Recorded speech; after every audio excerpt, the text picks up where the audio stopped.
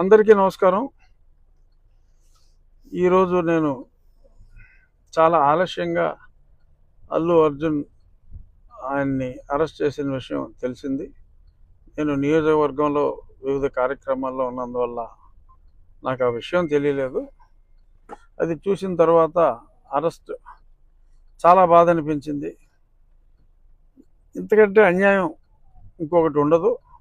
ఎందుకంటే అతను నటుడు, అతను సినిమా నిర్మాత కాదు. తన యూనిట్ అక్కడ షో వేస్తున్నాం, బెనిఫిట్ షో అంటే ఈ ప్రభుత్వం ఇచ్చిన బెనిఫిట్ షో, తెలంగాణ ప్రభుత్వం ఇచ్చిన బెనిఫిట్ షో. ఆ బెనిఫిట్ షోకి తన నిర్మాతలు తనని ఆహ్వానిస్తే అల్లు అర్జున్ని, అతను అక్కడికి వెళ్ళినప్పుడు సూపర్ స్టార్గా ప్రస్తుతం అల్లు అర్జున్ గత పుష్ప 1 తర్వాత పాన్ ఇండియా స్టార్ ప్రభాస్ లాగా అతను కూడా పాన్ ఇండియా సూపర్ స్టార్ అయ్యాడు. దానికి తగ్గట్టే ఫ్యాన్ బేస్ ఉంటుంది.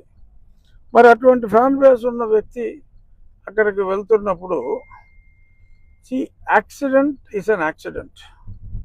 అది అందుకే యాక్సిడెంట్ అంటారు దాన్ని. So incident is different, accident is different. మరి అలాగా తొక్కిసలాట్లో అంటే అర్జున్ గురించో లేకపోతే సినిమా చూడటం గురించో వచ్చిన ఆ తొక్కిసలాట్లో ఒక వ్యక్తి మరణించడం చాలా బాధాకరం.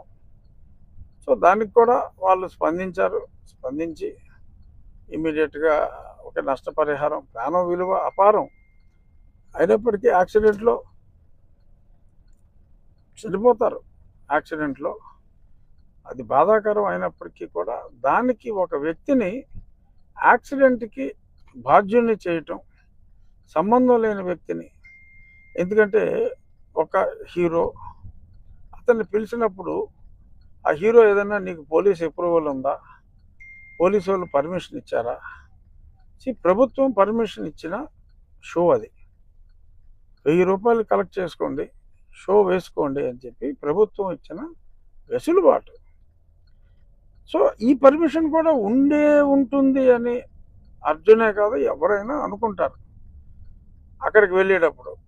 సో మరి దానికి ఈ రకంగా మరి ఇప్పుడు ఆ జరిగిన సంఘటనకి అర్జున్నే బాధ్యుణ్ణి చేయటం, అర్జున్ని అరెస్ట్ చేసి మరి వాళ్ళ శుక్రవారం నాడు మరి అదే మోడస్ ఆపరాండే గతంలో నా మీద జగన్మోహన్ రెడ్డి ఎక్కువగా జగన్మోహన్ రెడ్డి అవలంబించిన మోడల్ అది. మరి యాదృచ్ఛికంగా జరిగిందా, శుక్రవారం కావాలనే జరిగిందా? ఏదేమైనా అల్లు అర్జున్ అతన్ని అరెస్ట్ చేయటం అనేది అత్యంత బాధాకరం. మానవ తప్పిదం. బట్ దానికి ఎవరెవరో సోషల్ మీడియాలో 10 సంవత్సరాల శిక్ష, ఏదన్నా యాక్సిడెంట్ ఇన్సిడెంట్లో ఇప్పుడు దాకా ఎవరికైనా 10 సంవత్సరాల శిక్ష పడిందా? అంటే ఇప్పుడు పడుతుందని కాదు, డెఫినెట్గా నాన్ బెయిలబుల్ సెక్షన్లు పెట్టినా court can give the bail and I'm sure Arjun will get the bail. అందులో ఎటువంటి సందేహం అక్కర్లా, తప్పకుండా అతనికి బెయిల్ వస్తుంది. కానీ ఈ రకంగా మరి చేయటం అనేది ఇంకా సినిమా స్టార్స్ అనేవాళ్ళు ప్రజల్లోకి రావటానికే భయపడే సిచ్యువేషన్ క్రియేట్ అవుతుందేమో అని నాకు అనిపిస్తుంది. ఇది డెఫినెట్గా రేవంత్ రెడ్డి గారి దృష్టికి వెళ్ళే మరి అరెస్ట్ జరిగిందా, ఆయనకి తెలియకుండా జరిగిందో నాకు తెలియదు. ఖచ్చితంగా అల్లు అర్జున్ని he must be released immediately. This is the demand of the public. తప్పు చేస్తే శిక్షించండి. ఆయన ఎవరైనా ఏదైనా హత్య చేస్తే శిక్షించవచ్చు, అంతేగాని ఒక యాక్సిడెంట్ జరిగితే ఆయన గురించే జనం అందరూ వచ్చారు, మీరిచ్చిన అనుమతి వలన ఆ సినిమా చూడటానికి వచ్చారని ఎందుకు అనుకోకూడదు?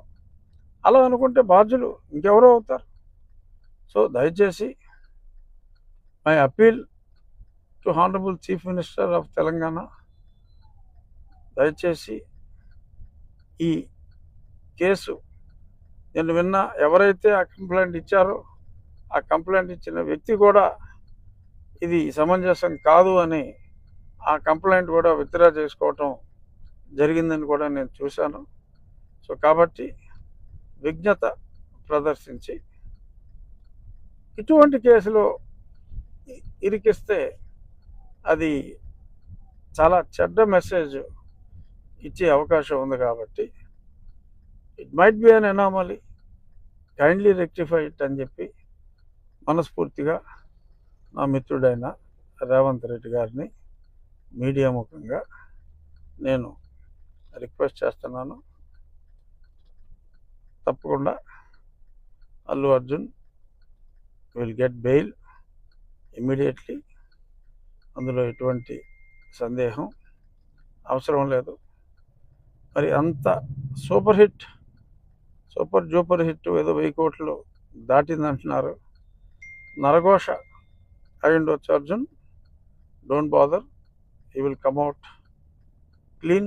He will come out hopefully today itself or latest by tomorrow.